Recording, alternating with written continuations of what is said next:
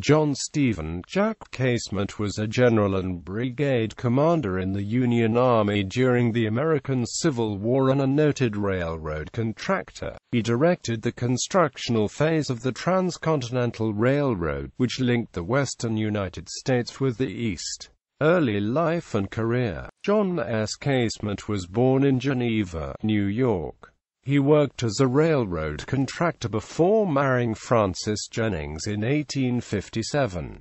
Civil War. Just a few years later, as the Civil War was beginning in 1861, he was appointed as a major in an Ohio volunteer infantry regiment and served in the Shenandoah Valley against Confederates under Stonewall Jackson. After his heroic actions at the Battle of Winchester, March 23, 1862, Casement was appointed colonel of the newly formed 103rd Ohio Volunteer Regiment and fought in the operations around Knoxville. He continued to lead his regiment during the first phase of the Atlanta campaign in 1864.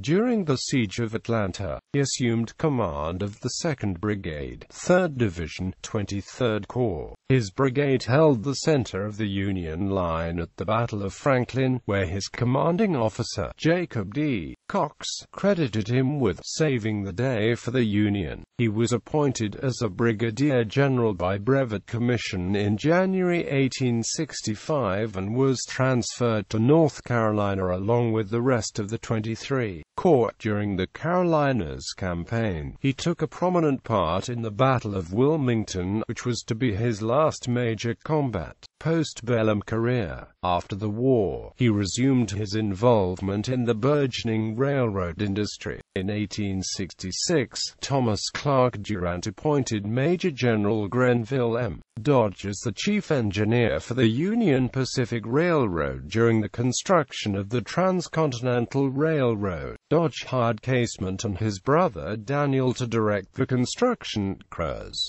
Daniel Casement was responsible for financing the operations, while John directed the construction crews who took to calling the boss General Jack. The brothers oversaw the construction from Fremont, Nebraska, to the railroad's completion at Promontory, Utah. As Casement's crews pushed across the plains, they were followed by a large contingent of camp followers who provided such indulgences as prostitution, liquor, gambling and other services for the laborers.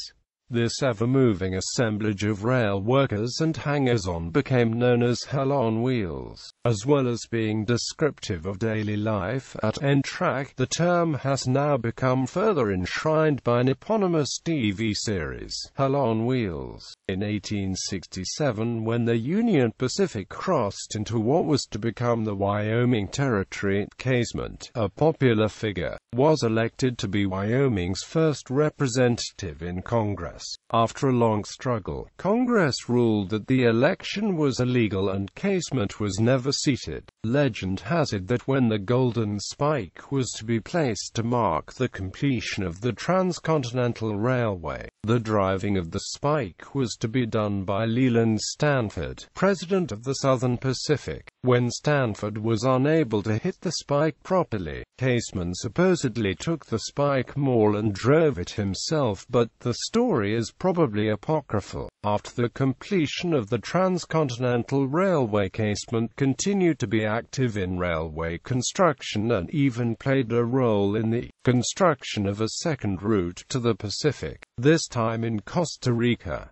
Casement had the misfortune to be in San Jose, California when the 1906 San Francisco earthquake struck. Staying at the Vendome Hotel with his wife, he was pinned in his bed and suffered 3 broken ribs when parts of the hotel collapsed. Although he survived this encounter, his full health never returned. Casement died in Painesville, Ohio, on December 13, 1909.